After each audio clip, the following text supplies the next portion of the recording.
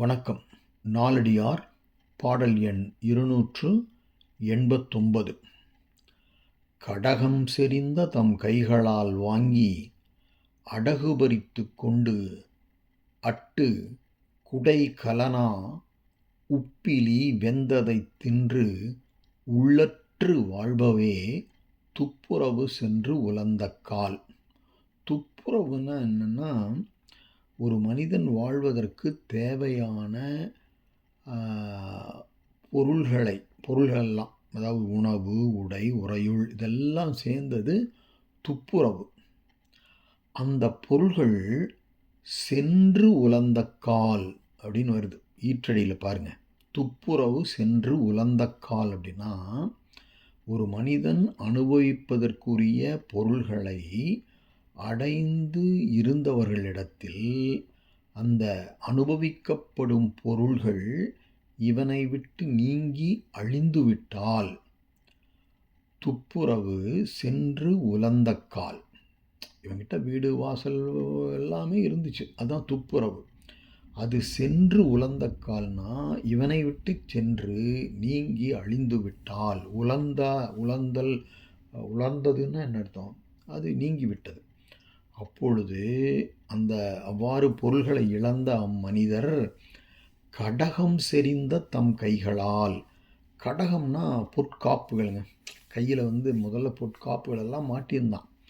கடகம் செறிந்த தம் கைகளால்னா, செறிந்தன்னா அது இறந்த காலம். அப்படி பொன் வளையல்களையெல்லாம் கையிலே அணிந்திருந்த அவன் அந்த கைகளால் வாங்கினா எதை வாங்கி?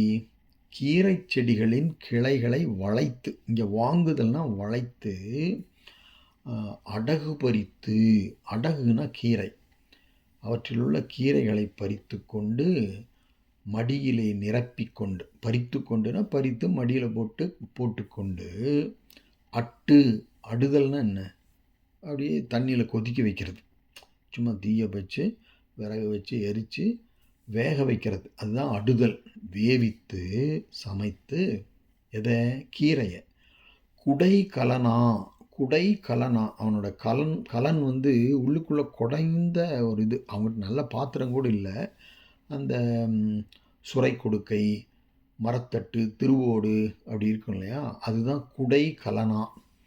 அந்த மாதிரி பாத்திரங்களே உண்கலமாக. உப்பு இலினா அதில் உப்பில்லாத உணவாகிய அந்த கீரையை, வெந்தைனா அந்த வெந்த கீரையை போட்டு தின்று உள்ளற்று வாழ்ப. அதை சாப்பிட்டுட்டு மன ஊக்கம், உள்ளற்றுனா மன ஊக்கம் கெட்டு வாழ்ப என்றால் வாழ்வார்கள்.